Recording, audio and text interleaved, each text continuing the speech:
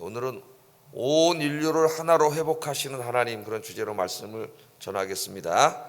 에스겔서 33장부터 48장까지는 회복에 대한 약속의 말씀이라 그랬어요. 근데 그 회복이 이스라엘 땅을 회복시키시는 하나님의 약속의 말씀으로 이루어져 있습니다. 그래서 그 에스겔 33장에서 48장까지의 이 하나님의 회복의 이 말씀을 문자적으로 해석하는 사람들이 있다 그랬죠. 문자 그대로. 그래서 그것이 이스라엘 역사 속에서 문자적으로 이루어질 것이다. 그렇게 해서 종말론까지 다 설명하는 사람들을 제가 세대주의자들이다, 그렇게 말씀을 드렸죠. 세대주의자들이다. 그래서 이스라엘 땅의 이 회복의 말씀을 이렇게 문자적으로 해석해서 현실에 적용하는 이 역사는 끝난 역사가 아니라 지금도 계속되고 있고 미국을 통해서 지금 계속되고 있다, 이렇게 말씀을 드렸습니다. 미국의 보수 기독교인들의 생각이 상당히 세대주의적이에요. 그래서 이 특별히 에스겔에 약속하신 이스라엘 땅의 회복, 이 말씀이 문자적으로 이루어질 것이라고 그렇게 믿는 그리스도인들이 많습니다. 그래서 미국의 이제 이 보수당이 정권을 잡으면 보수 기독교인들과 이렇게 결합이 돼가지고 친이스라엘 정책을 계속 피고 있죠. 지금도 마찬가지입니다. 그러니까 이 이야기가 끝난 이야기가 아니에요. 계속 지금도 전쟁을 하고 있지 않습니까?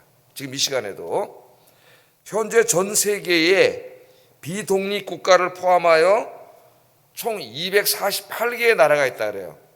비독립 국가까지 248개 나라가 있다 그러는데 그들이 사용하는 언어는 약 7천여 개 정도가 있다릅니다. 그러니까 한 나라가 우리 같이 한민족으로 된 나라도 있지만 뭐 중국 같은 나라는 50개 이상의 민족으로 이렇게 이루어져 있잖아요. 그러니까 민족은 훨씬 많은 거죠, 나라보다. 그래서 이들이 사용하는 언어가 7천여 개가 있다릅니다. 그래서 인류의 역사는 어떻게 보면은 어느 역사가 말한 것처럼 갈등과 전쟁의 역사다. 갈등과 전쟁의 역사. 이 서로 다른 언어와 민족으로 나뉘어진 사람들이 서로 미워하고 싸우고 죽이고 살아온 역사라고 해도 과언은 아닙니다. 지금도 계속 전쟁이 일어나고 있습니다. 1900년부터 2025년까지 전쟁으로 인하여, 직간접적으로 전쟁으로 인하여 죽은 사람들이 얼마나 될 것 같아요? 한 120년. 1900년부터 2025년까지 대략 1억 5천만에서 2억 명 정도가 된다고 합니다. 1억 5천에서 2억 명이 직간접적으로 전쟁으로 인해서 죽었으니까 100여 년 안에 인류의 역사의 축소판이에요. 우리나라도 뭐 지금 남북으로 갈려져 있고 또 요 조그만 남한 안에도 이념으로 지역으로 나뉘어서 서로 조롱하고 모욕하고 미워하고 싸우고, 뭐 우리나라 총만 안 들었지 지금 완전히 전쟁하고 있지 않습니까? 그렇게 살아가고 있는 거예요. 자, 언제부터 인간이 이처럼 언어와 민족으로 나뉘어서 서로 다투고 싸우고 전쟁하고 죽이는 역사가 시작되었을까?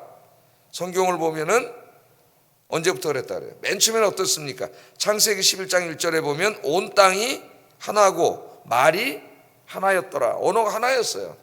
창세기 11장 1절까지. 그런데 어떤 일이 벌어졌어요? 인간이 계속 하나님으로부터 멀어져서 시날 평지에 가가지고 바벨탑을 세웠죠. 그때 하나님이 인간을 심판하셔서 언어를 흩어지게 했습니다. 그래서 이때부터 언어가 다 달라졌어요. 언어가 달라지니까 말이 안 되고 의사소통이 안 되잖아요. 창세기 11장 7절 8절 한번 읽어봅니다. 시작.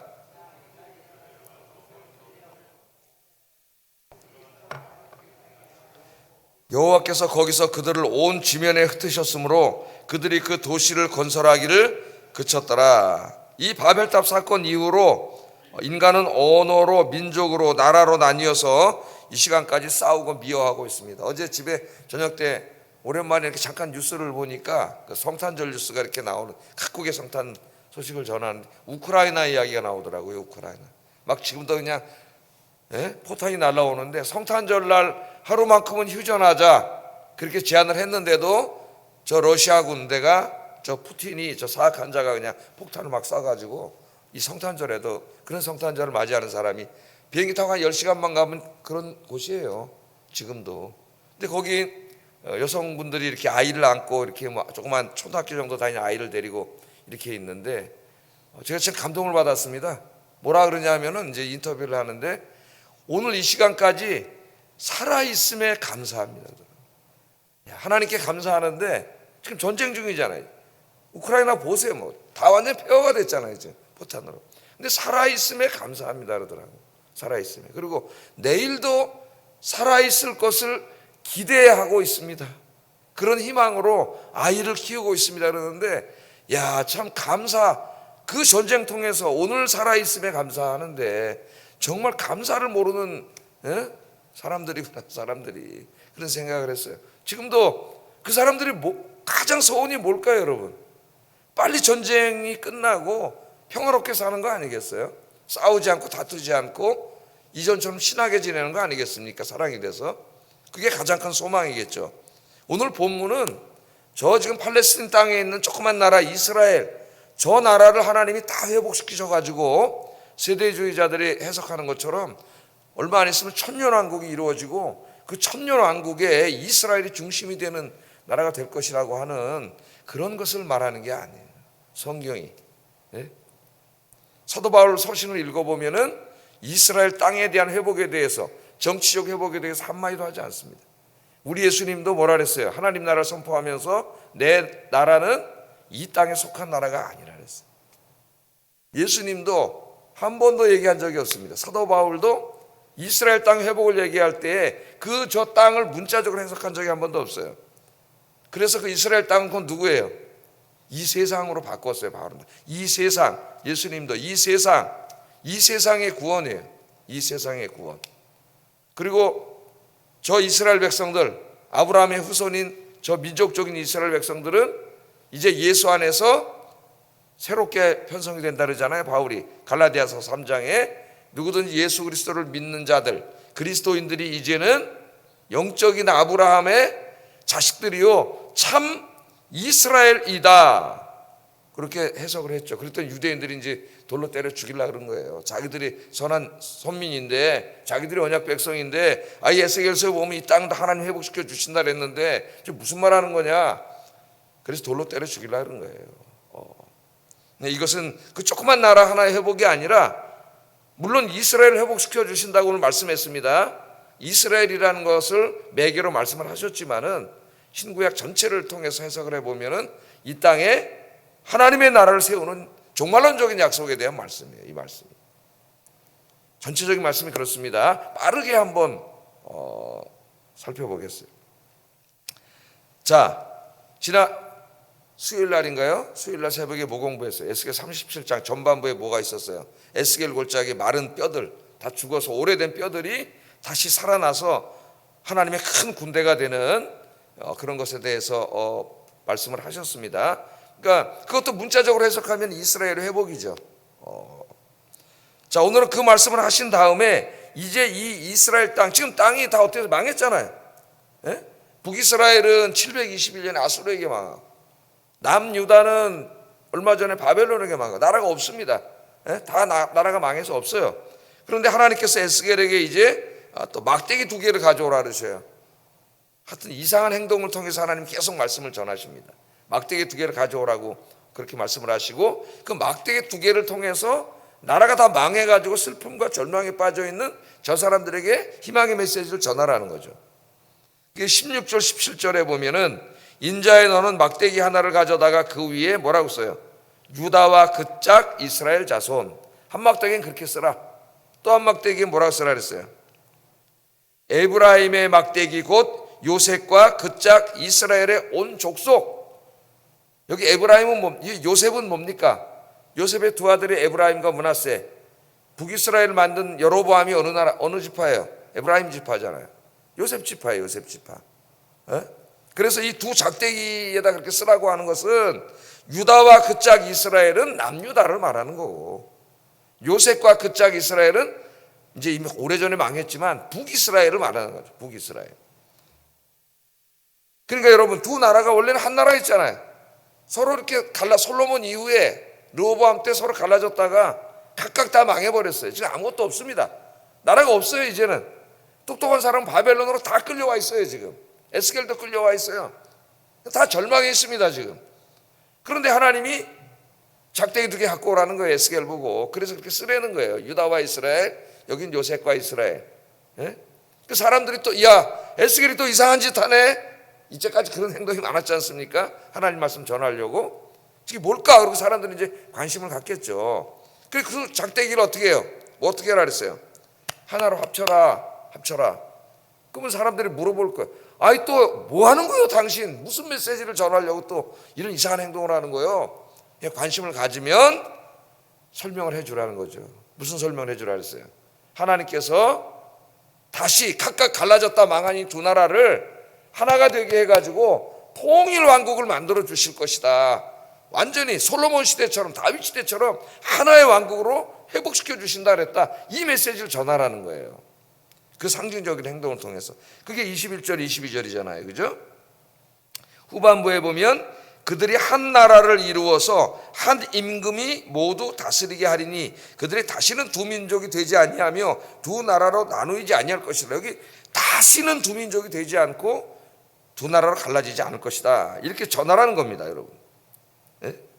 그 다음에는 어떻게 했어요? 그 백성들을 하나로 통일시킨 다음에는 하나님이 죄악으로 더러워진, 우상숭배로 더러워진 그들을 정결하게 하신대요. 깨끗하게. 그래서 다시 하나님의 언약 백성으로 삼으신다는 겁니다. 23절 한번 읽어보겠습니다. 시작.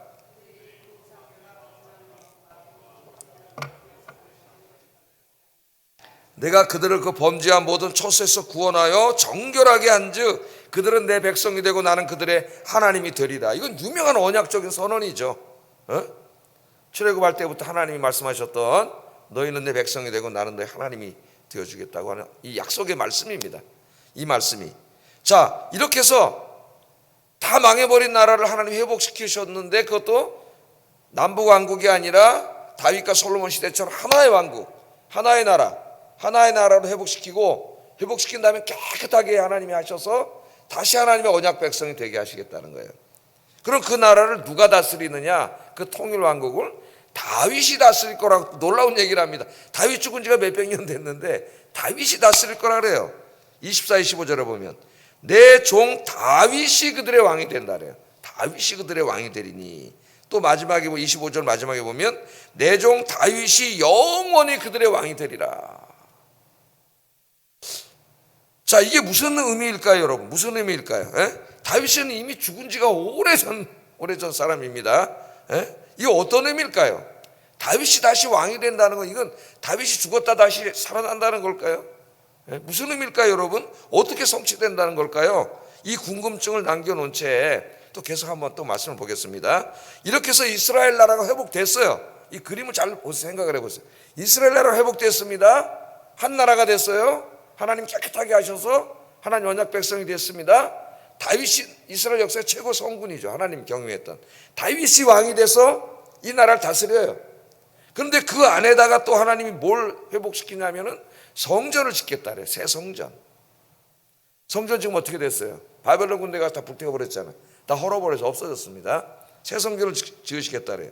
26, 28절에 보면은 내가 그들과 화평의 언약을 세워서 영원한 언약이 되게 하고 또 그들을 견고하고 번성하게 하여 내 성소를 그들 가운데 세우겠다 그래요. 성소를. 그래서 영원이란 말이 또 나옵니다.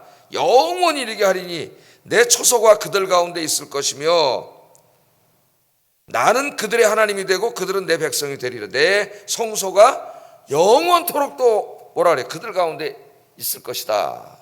이렇게 하나님께서 말씀을 하셨습니다. 자, 이 말씀이 언제 성취가 됐나요? 어떻게 성취가 될까요? 이스라엘 역사를 그 이후에 지금까지 살펴보면 여기에 약속하신 모든 말씀이 문자적으로 이루어진 적이 한 번도 없습니다. 물론 중간중간 조금씩 이 말씀이 이루어진 적은 있어요. 이제 잠시 후에 스룹바벨을 통해서 고국으로 돌아가고 조그마한 성전, 스룹바벨 성전을 하나 새롭게 짓고 거기 잠시 동안 이스라엘 백성들이 살고 또 헬라가 지배할 때는 하스모니안 왕조가 한 80년 동안 독립국가를 잠깐 이룬 적이 있습니다. 그리고 이제 1948년에 지금 저 땅 일부에서 지금 이스라엘 민족들이 살고 있으면서 팔레스타인과 지금 전쟁을 계속하고 있죠. 지금도 전쟁을 하고 있습니다. 그 이스라엘의 근본주의자들은 하나님이 여기 에스겔에 약속하신 이 땅, 이 땅을 다 차지해야 된다. 하나님 말씀대로 그게 하나님 뜻이다. 그 전쟁하는 거예요. 계속 전쟁. 전쟁을 하고 미국에 그런 생각을 가진 사람들은 또 지원하는 거예요. 또 지원하는 거예요. 과연 그런 말씀일까? 이 말씀이. 그러나 여기 있는 말씀 한 번도 이루어진 적은 없습니다. 이스라엘 역사에서. 지금까지 한 번도 이루어진 적이 없어요. 자, 이게 어떤 의미이며 어떻게 이루어질까? 우리가 이거 한번 생각을 해봐야 되는데, 우리는 이제 구약 성경을 해석할 때 그 자체로도 해석을 하지만 항상 신약의 완성이라는 빛 속에서 구약 성경을 또 바라볼 수가 있어야 됩니다. 그러니까 성경 해석은 신구약 성경 66권 전체에 다 맞아야 돼요. 어느 한 부분만 뽑아내가지고 그것만 막 과대하게 해석을 해가지고 해석을 하면은 이단이 나와, 이단. 성경 전체에 맞아야 되는 것이죠. 자, 여기에 이 이스라엘 회복에 대한 예언은 어느 정도는 문자적으로 조금씩 이루어진 건 사실입니다. 왜냐하면 전혀 이스라엘과 상관이 없다면은 그 당시에 나라 잃은 이스라엘 백성들에게 그 설교가 무슨 위로가 되겠어요? 그러니까 그들에게는 잠시 조금 있다 고국으로 돌아가고 성전 새로 짓고 그런 조금의 성취가 있었지만 이 궁극적인 성취는 없었다는 거예요. 그래서 이 말씀 문자적인 의미가 아니라 상징적인 의미입니다. 한번 생각을 해보세요. 다윗이 왕이 돼서 영원히 다스릴 것이라고 했는데 죽은 다윗이 뭐 어떻게 다시 살아나서 다스릴 것이며, 살아난다고 해도 어떻게 사람이 안 죽고 영원히 다스려요? 그럴 수는 없는 거잖아요. 그러니까 벌써 읽을 때 이걸 문자적으로 읽는 것은 읽는 세대주의자들의 성경 해석은 잘못됐다는 것을 우리가 알 수가 있습니다. 자, 그러므로 본문의 의미는 문자적인 의미가 아니라 예언적이고 상징적인 의미인데, 새벽에 이제 벌써 24분입니다. 결론적으로 말하면은 어떻게 성취가 됐어요? 다윗의 후손으로 오신 예수 그리스도를 통해서 이 땅에 하나님 나라를 세우시는 것에 대한 말씀이에요. 이 말씀이. 그래서 구약의 이스라엘에 대한 이 예언은, 그 이스라엘은 온 세계 열방에 대한 하나의 모델이에요. 조그만 모델, 상징입니다. 그래서 이스라엘을 오늘 회복시킨다고 하는 말씀은 저 온 세상을 하나님이 하나님 나라로 회복시키신다고 하는 하나님 나라에 대한 약속의 말씀이에요. 약속의 말씀. 그래서 이 하나님의 구원 계획은, 에스겔에 나타난 하나님의 구원 계획은 이스라엘이라고 하는 단어를 사용했지만 그 조그만 저 한 나라, 저 나라를 하나님이 회복시키시겠다는 단지 그런 의미가 아니라 어떤 의미예요? 온 세계를, 사탄에게 정복되어 있는 온 세계를 하나님이 회복시켜서 하나님 나라를 만드시겠다고 하는 하나님의 예언의 말씀이에요. 거기에 나오는 다윗왕, 영원히 다스릴 다윗왕은 누구세요? 다윗의 후손으로 오신 예수님이세요. 그래서 예수님 보고 사람들이 뭐라 그랬어요? 다윗의 자손이요, 나를 불쌍히 여기소서 그러잖아요. 불쌍히 여기소서. 예수님 안에서 이루어지는 겁니다. 그래서 이제 신약시대의 참 이스라엘은 누구예요? 갈라디아 3장에 민족적인 이스라엘이 아니고, 아브라함이 뭐라고 해석을 했어요? 예수 믿고 구원받은 너희들이 아브라함의 자손이다. 참 이스라엘이다. 그러니까 에스겔 지금 37장의 약속은 다 누구에 대한 약속이에요? 결국 우리 교회에 대한 약속이에요. 저 민족적인 이스라엘 약속이 아니고 교회에 대한 약속이에요. 여러분, 성경에 대한 잘못된 해석 하나가 지금 세계를 전쟁으로 이끌어가고 있다는 걸 생각을 하셔야 됩니다. 굉장히 중요한 거예요. 자, 한번 여러분, 예수님 십자가에서 죽으시고 부활하셨습니다. 그리고 보혜사 성령을 보내주실 것을 약속하셨죠. 지금은 이제 성령의 시대예요. 성령님이 오셔서 다스리고 계시는 것이죠. 근데 성령님이 임했을 때에 어떤 일이 벌어졌습니까? 사도행전 2장 5절 8절, 앞에 있는 것만 한번 읽어보겠어요. 시작.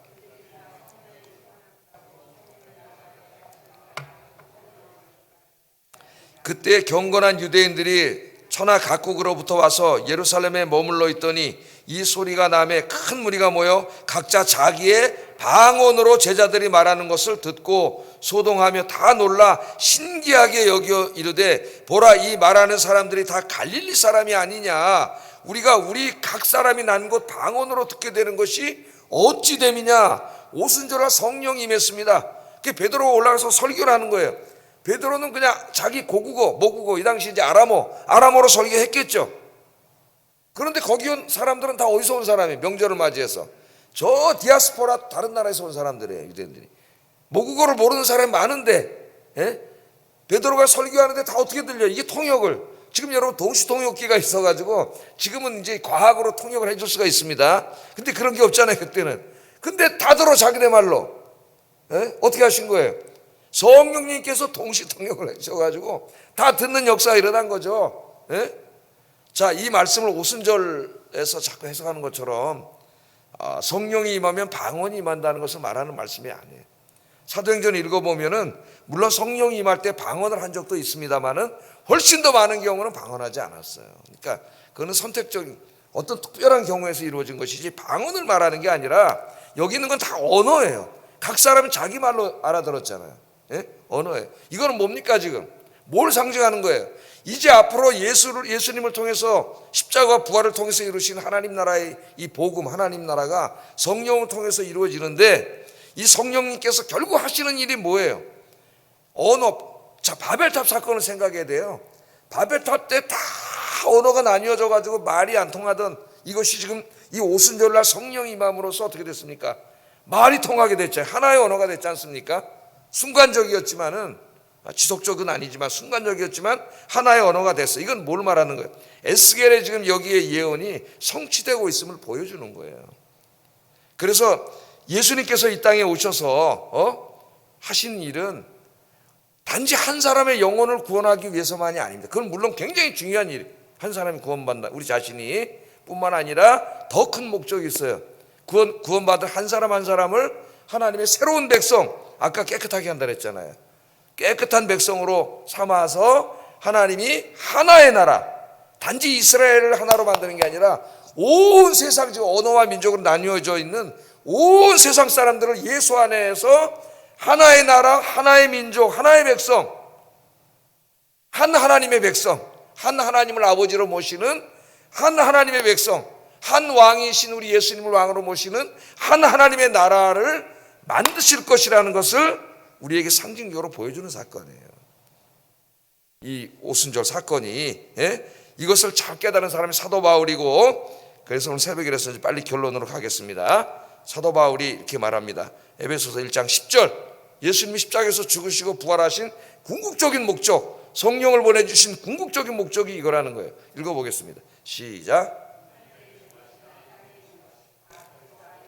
통일되게 하려 하심이라. 예수님께서 왜 십자가에서 죽으시고 부활하셨으며 왜 성령님을 보내주셔서 우리 안에 성령님이 거하게 하셨느냐?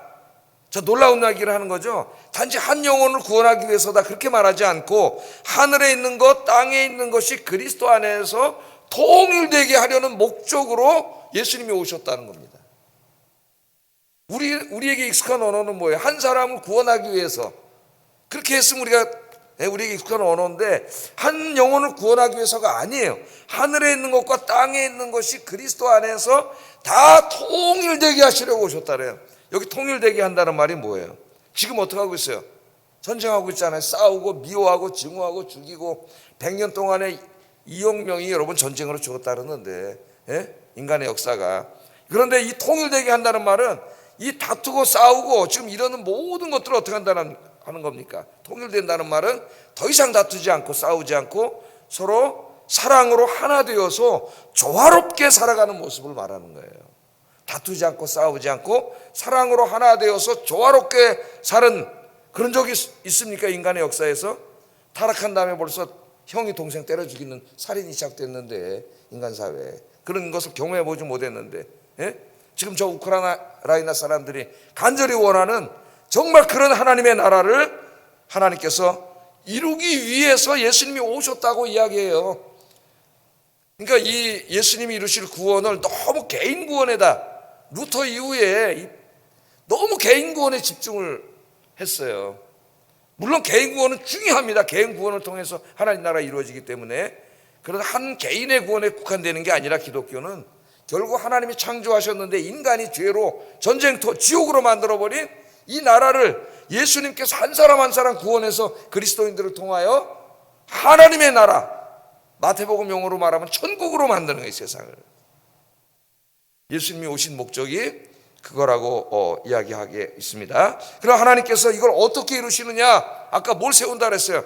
성소를 새롭게 세운다 그랬잖아요. 그 성소는 돌로 성전을 짓는 게 아니에요. 지금 성전이 없잖아요. 다 무너져서 없어졌어요. 예? 사도 바울이 뭐라고 해석했어요? 그 성전이 곧 뭐예요? 교회예요, 교회. 예수님을 믿고 구원받은 하나님의 백성들이 모인 것이 교회입니다. 교회를 통해서 이 일을 이루시는 거예요. 하나님이, 물론 하나님 나라는 궁극적으로 하나님이 이루시는 겁니다. 우리 예수님 재림하실 때에 완전한 통치가 이루어지고 그때 진짜 온 세상이 하나가 되는 거예요. 한 백성이 되고. 그러나 그때까지 이 사명을 여기서 주님의 손과 발이 돼서 감당해 나가는 사람들이 누구예요? 교회예요, 교회. 저와 여러분이에요. 그래서 우리의 소망은 한 사람 한 사람을 구원하고 이 땅에 하나님의 정의와 사랑과 평화를 실천해 나가면서 이 땅에 하나님 나라를 이루어 가는 것이 우리 교회와 그리스도인들의 소망이에요, 소망. 거기서 제일 중요한 게 이제 영혼을 구원하는 거죠. 하나님의 백성을 창조하는 거예요. 자, 그래서 이 교회를 통해서 하나님이 하시는데 이제 마지막 한 구절, 중요한 구절이 있습니다. 교회가 어떻게 일을 감당할 수 있는가? 갈라디아 3장 28절 한번 읽어보겠습니다. 시작.